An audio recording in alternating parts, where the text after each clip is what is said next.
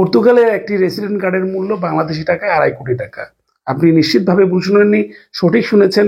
Portugal সরকারের যে নতুন অভিবাসন পরিকল্পনা রয়েছে তাতে যে বিশটো সলিডারিও বা সলিডারিটি ভিসা নামে যে অপশন দেওয়া আছে তাতে কিন্তু সেটাই দাঁড়ায়, অর্থাৎ বাংলাদেশি টাকা 2.5 কোটি টাকা ইনভেস্ট করলে আপনি পর্তুগালে একটি বসবাসের অনুমতি বা একটি রেসিডেন্ট কার্ড পাবেন। আমরা বিস্তারিত শুনবো এই বিষয়ে। অভিবাসীদের জন্য একটি আলাদা আদালত বানাতে যাচ্ছে পর্তুগিজ সরকার। আগামী 9 জুন ইউরোপিয়ান নির্বাচন, সেই ইউরোপিয়ান নির্বাচনকে কেন্দ্র করে European commissioner von der Leyen আজ পর্যন্ত এসেছিলেন। ক্ষমতাসীন এরই সরকারের ইউরোপীয় ইউনিয়নের নির্বাচনের প্রচারণার জন্য আগামী আগামী শুক্রবার থেকে শনিবার সকাল পর্যন্ত, শুক্রবার বিকাল থেকে বলা যায় শনিবার সকাল পর্যন্ত 9টি জেলাকে কমলা সংকেত দেওয়া হয়েছে অতিরিক্ত বজ্রসহ বৃষ্টি বা শিলাবৃষ্টির কারণে। আজ 6 জুন বৃহস্পতিবার আপনাদের সবাইকে আরো একবার পর্তুগাল টুডেতে স্বাগত জানাচ্ছি। একটি চমৎকার খবর দিয়ে শুরু হচ্ছে আজকের পর্তুগাল টুডে, যে আপনার পকেটে যদি একটি পর্তুগিজ রেসিডেন্ট কার্ড থাকে তাহলে তার মূল্য 2.5 কোটি, অর্থাৎ আপনার পকেটে 2.5 কোটি টাকা রয়েছে। তার মানে আপনার কাছে কমপক্ষে 2.5 কোটি টাকার মালিক আপনি। বিষয়টা এরকম, পর্তুগাল সরকার যে নতুন অভিবাসন পরিকল্পনায় বিশটো সলিডারি বা সলিডারি ভিসার যে অপশনটা দিয়েছে তাতে কিন্তু সেটাই দাঁড়ায়। সরকার জানিয়েছে যে কেউ যদি 2.5 কোটি টাকা বিনিয়োগ করে সলিডারিটি ভাবে, বা অর্থাৎ এই টাকাটা অফেরতযোগ্য, আপনি 2.5 কোটি টাকা বিনিয়োগ করবেন, সেই টাকা দিয়ে অভিবাসীদের জন্য বিভিন্ন উন্নয়নমূলক পরিকল্পনা কাজ করা হবে এবং সেই টাকা যিনি বিনিয়োগ করবেন তাকে ফেরত দেওয়া হবে না। তার বদলে শুধুমাত্র পর্তুগালে তাকে বসবাস অনুমতি দেওয়া হবে, অর্থাৎ একটি রেসিডেন্ট কার্ড দেওয়া হবে। ইতিপূর্বে এই গোল্ডেন ভিসা শুনে আমাদের অনেকেরই অনেক বেশি মন ভরে গিয়েছিল যে হয়তো আবারও গোল্ডেন ভিসা চালু হচ্ছে, দুর্নীতিবাজদের সুযোগ হচ্ছে, কিন্তু নয়। তবে হ্যাঁ, এখনো হয়তো দুর্নীতির সুযোগ থাকতে পারে 2.5 কোটি টাকা দিয়ে পর্তুগালের রেসিডেন্ট কার্ড কেনা। তবে যাই হোক, আপনার জন্য সুখবর, আপনার পকেটে পর্তুগিজ রেসিডেন্ট কার্ড আছে, অথবা আপনি 2.5 কোটি টাকা মূল্যের রেসিডেন্ট কার্ড পেতে যাচ্ছেন। তাছাড়া একটি চক্র কিন্তু সক্রিয় হচ্ছে, যে বিভিন্ন ভিসা যেহেতু সরকার বন্ধ করে দিয়েছে যে পর্তুগালে নিয়মিত হওয়ার বিষয়, যে কোনো ভিসার ক্ষেত্রে ইতিমধ্যে কিন্তু কিছু চক্র সক্রিয় হয়ে গেছে বিভিন্ন স্টুডেন্ট ভিসা বা ওয়ার্ক পারমিট ভিসার বিষয়ে। সতর্ক থাকবেন, এই বিষয়ে আরো বিস্তারিত বিভিন্ন বিষয় নিয়ে আপনাদের সামনে হাজির হব। এবং আবার বলছি, ভিডিওটা শেয়ার করবেন, যদিও আপনারা অনেকেই দেখেন, শেয়ার করেন, আরো শেয়ার করে দিবেন, তাহলে হয়তো সামনের দিকে আমাদের বাংলাদেশিদেরকে সহযোগিতা পাবো আপনার যদি একটু শেয়ারের মাধ্যমে। হাত জোর করে বলছি সবাই প্লিজ শেয়ার করবেন। আপনি শেয়ার করলে আপনার কোনো ক্ষতি হবে না, কিন্তু আমাদের অন্য বাংলাদেশিদের সহযোগিতা হবে। এবং আমার এই কাজ গতকালকে বলেছি পুরোপুরি সলিডারিটি আপনাদের জন্য, এবং আশা করছি যত মানুষ দেখবে তত মানুষ যাতে উপকৃত হতে পারে।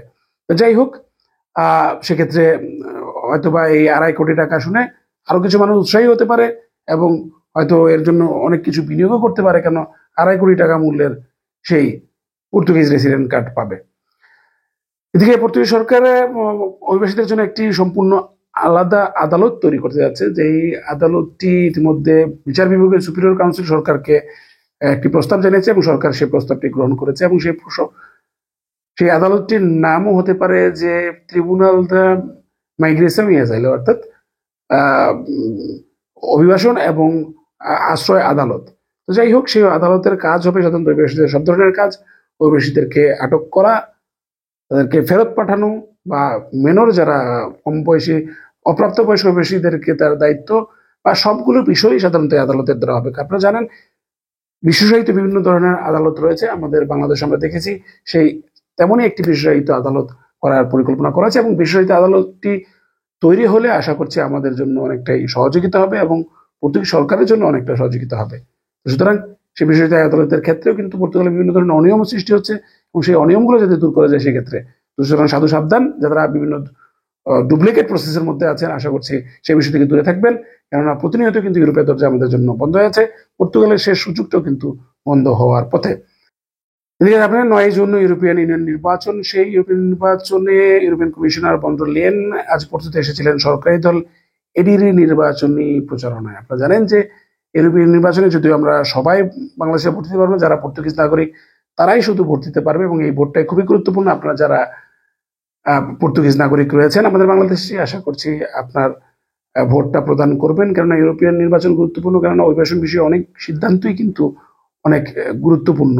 এই যে সরকারের যে এই নতুন যে অভিবাসন পরিকল্পনা, সেটাও কিন্তু এই তাড়াহুড়ো করে এই অভিবাসন যে তারা পরিকল্পনা গ্রহণ করেছে, এটা কিন্তু সেই নির্বাচনকে কেন্দ্র করে পর্তুগিজ জনগণকে অনেকটা খুশি করানোর জন্য। বিষয়টা এরকমটা হতে পারে, কেননা তা নাহলে তাড়াহুড়ো করে কিন্তু এমন কিছু করার সুযোগ ছিল না। যদিও এটা নিয়ে অনেকেই খুশি নন, তারপরেও ব্যবসায়ীদের অনেক জটিলতা কমপ্লেন রয়েছে। তো যাই হোক, আহ আরেকটা গুরুত্বপূর্ণ বিষয় সেটা হচ্ছে যে আগামীকাল বিকেল থেকে শুক্রবার বিকেল থেকে শনিবার সকাল পর্যন্ত প্রায় 8টি জেলাকে, বিশেষ করে আহ, উত্তর এবং পূর্ব দিকের যে জেলাগুলো রয়েছে, পোর্তো, ব্রাগানসা, আবেরো, কাস্তেলো ব্রাঙ্কো, ভিয়ানা দে কাস্তেলো, এভোরা, এই জেলাগুলোকে কমলা সতর্কতা দেওয়া হয়েছে, কেননা সেখানে বজ্রসহ বৃষ্টি এবং শিলাবৃষ্টি হওয়ার সম্ভাবনা রয়েছে। এর সাথে সাথে শনিবার সকাল থেকে কিন্তু কমলা সতর্কতা সরে গেলেও হলুদ সতর্কতা থাকবে। বিশেষ করে পুরো দেশব্যাপী কিন্তু বৃষ্টি হওয়ার সম্ভাবনা রয়েছে। ইতিমধ্যে আপনারা দেখেছেন গতকাল কিন্তু বৃষ্টি হয়েছে, এবং পুয়েরাস, যেটা আজকে বিকাল থেকে কিছুটা লক্ষণীয় হয়েছে, যে পুয়েরাস যেটা বলতে যে ধুলির যে ঝড়, তো আফ্রিকা মহাদেশ থেকে ধুলির কণায় কিন্তু পর্তুগালের আকাশ সীমা ছেয়ে গেছে, এবং মাদারিতে কিন্তু বজ্রসহ বৃষ্টি হওয়ার সম্ভাবনা রয়েছে। তো এই ছিল আজকের মতো পর্তুগাল ট্যুরের আয়োজন। আশা করছি সবাই শেয়ার করে দেখার সুযোগ করে দিবেন, তাহলে হয়তো বা আমাদের জন্য অনেকটাই মঙ্গল হবে এবং সবাই এই তথ্য থেকে উপকার হতে পারবে, এবং আপনিও আমার সাথে এই উদ্যোগের সাথে শরিক থাকলেন। ধন্যবাদ সবাইকে। আসসালামু আলাইকুম।